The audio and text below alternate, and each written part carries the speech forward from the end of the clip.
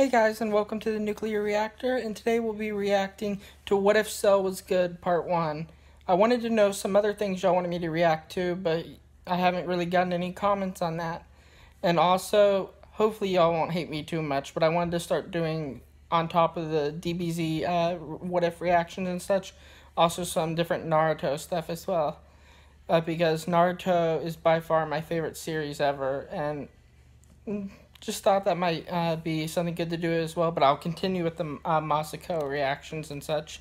Just let me know which ones of his you want me to react to, please. Anyway, let's get started. Well, I love people.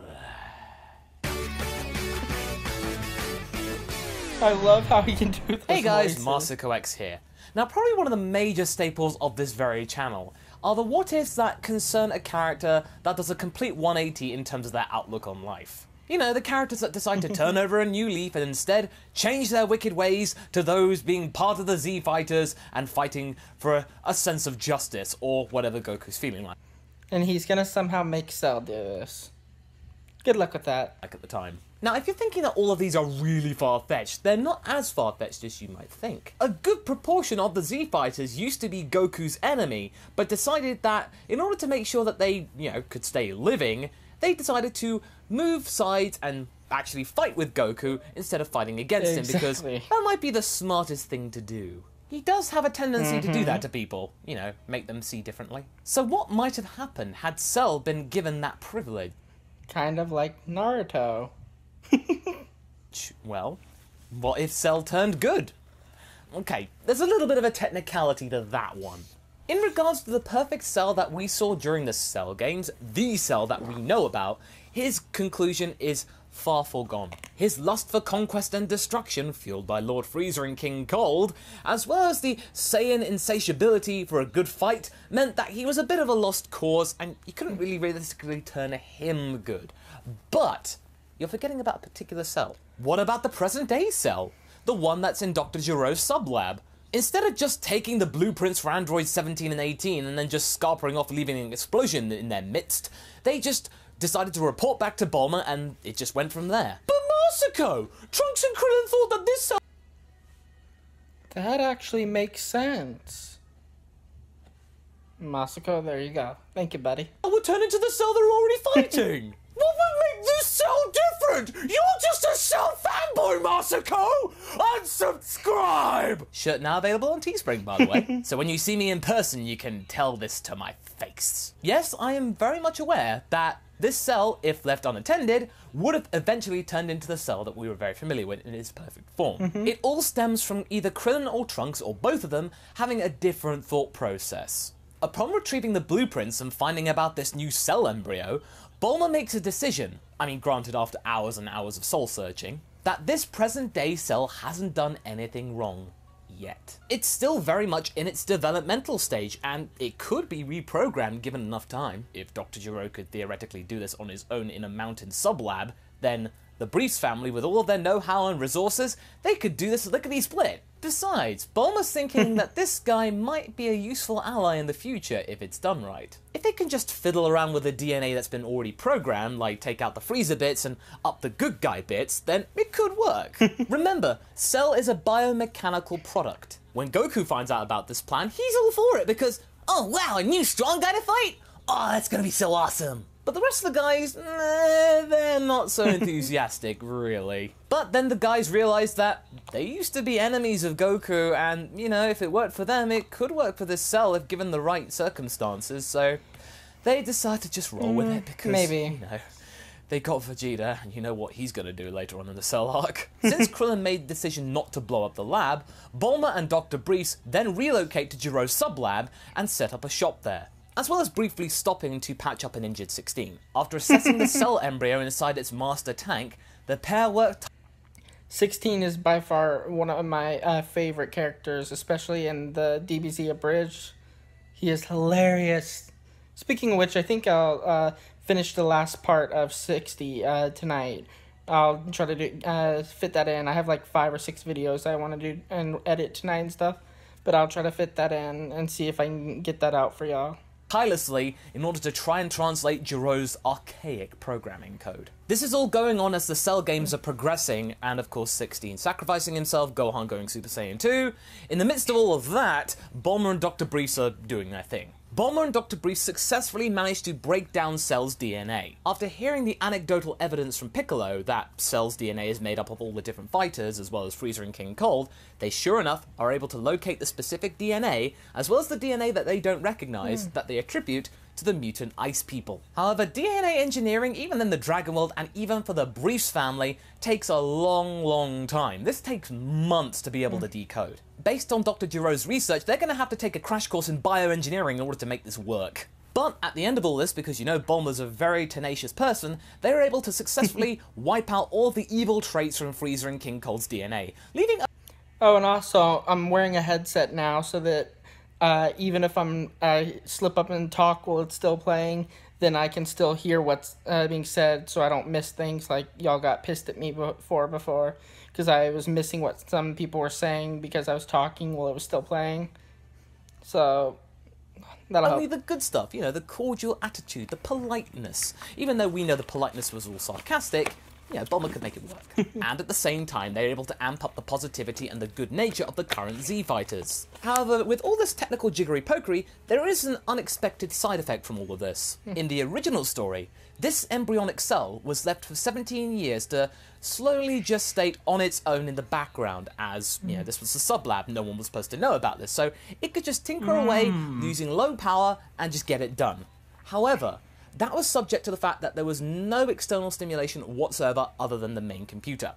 With Bulma and Dr. Bruce fiddling around with it, though, and all this extra stimulation, it's meant that this embryo is growing up faster. So instead of 17 years to fully gestate, it's going to take more like 17 months. When Bulma calls the gang over to the lab, they are met with a larval formed cell, you know, the one that looks like a bug thing, and it's just like sitting there, just looking around, and yeah, naturally, it's very horrifying. And the Z-Fighters are like, ugh, gross! Piccolo isn't really that thrilled either, because he was the first person to witness Imperfect Cell's horrific visage. Speaking of Piccolo though, Bulma has a favour to ask of him. She would like him, as well as Gohan, to help the creature ultimately learn the difference between right and wrong.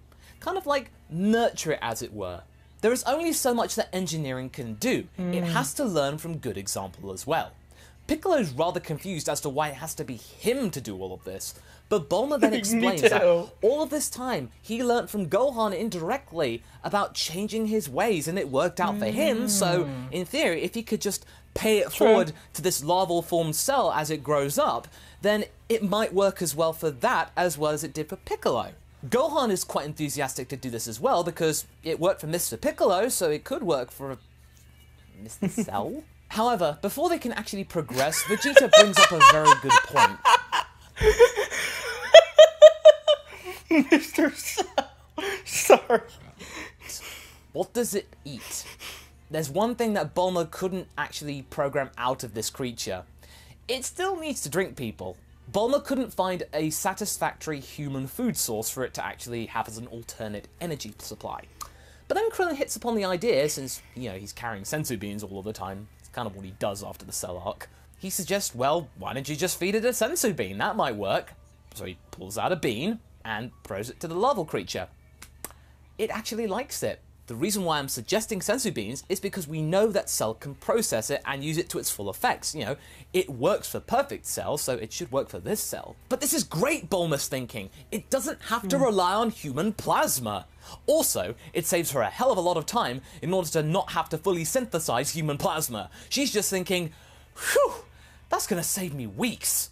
The only thing they have to do now is convince Korin and Yajirobe to actually allow them to grow sensu beans down on the Earth instead of up at the lookout, or at his little tower. And so long as they can do that without the public finding out about sensu beans, you know, that'll be fine. And it's not because of any ethical reasons here. Nah, kid, it's quite frankly, I'm not gonna get a share of the profits if I let you have them with the public. There's only one more thing to do now for Bulma to call this project a success. The name Cell.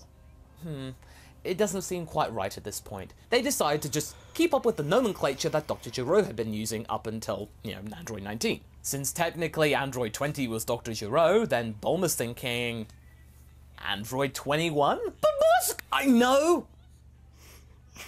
But Android 21 is already too awesome. Cell can't take her spot. I know. Android 21 exists in fighters.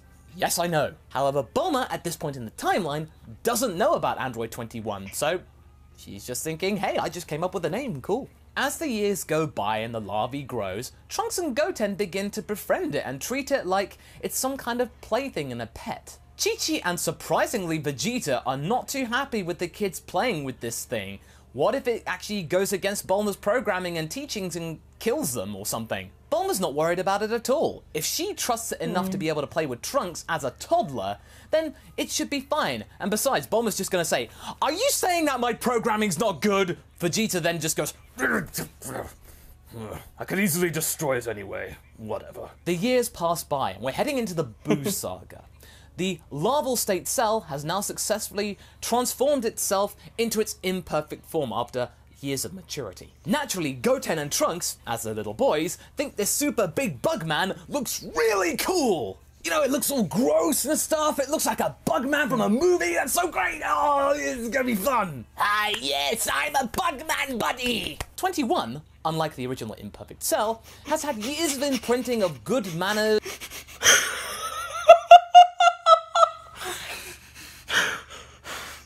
Pokemon buddy. And morality, as well as having a childish personality for hanging around children all the time.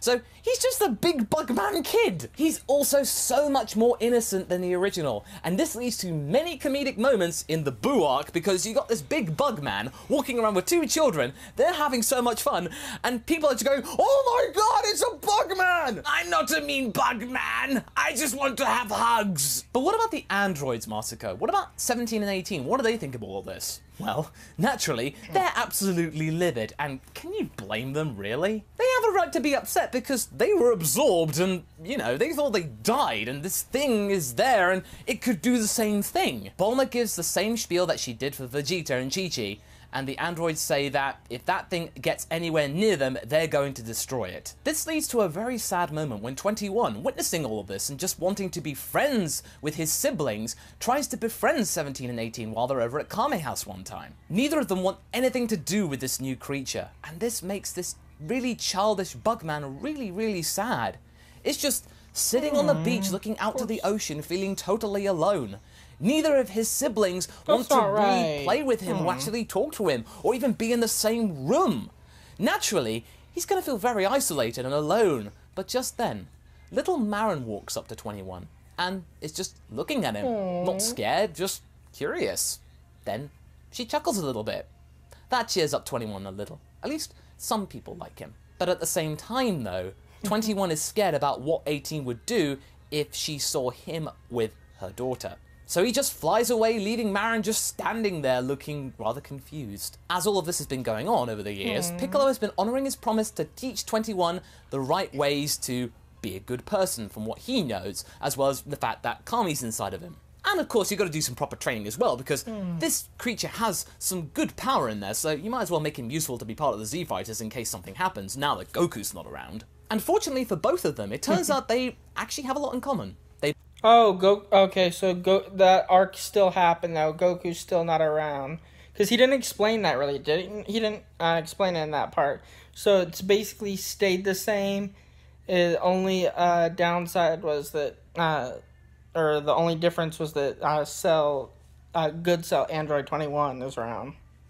Although I don't like calling him that, but they both enjoy meditation. They both enjoy silence, and they both love the company of children. With Gohan there, it just makes things really amicable. They all get along just fine. It's a sort of new father-son relationship, and it gives Piccolo something to distract himself by, now knowing that Gohan's growing up and slowly kind of wanting to have his own life. So 21 is like a very ideal replacement. As for Gohan, what does he think of all this, Cell thing? Especially since Cell kind of killed his father and he had to kill him himself? Well, at the same time, he's a rational person. He gets that this version of Cell is not the same Cell that he destroyed. Sorry. He's gonna give this guy a chance. By the time we get to the 25th World Martial Arts Tournament, 21 has now become stronger than the version of Imperfect Cell that we first met. And of course, naturally hearing about this said tournament, 21 is itching to be able to actually fight in it because, you know, there's a lot of Saiyan in him, so he wants to have a challenge. But at the same time, though, he remembers that the way he looks could generate a mass panic, especially after all the comedic pranks that he, Goten, and Trunks had actually been pulling. Then Piccolo hits upon an idea, something that he did with Gohan before the Cell games occurred.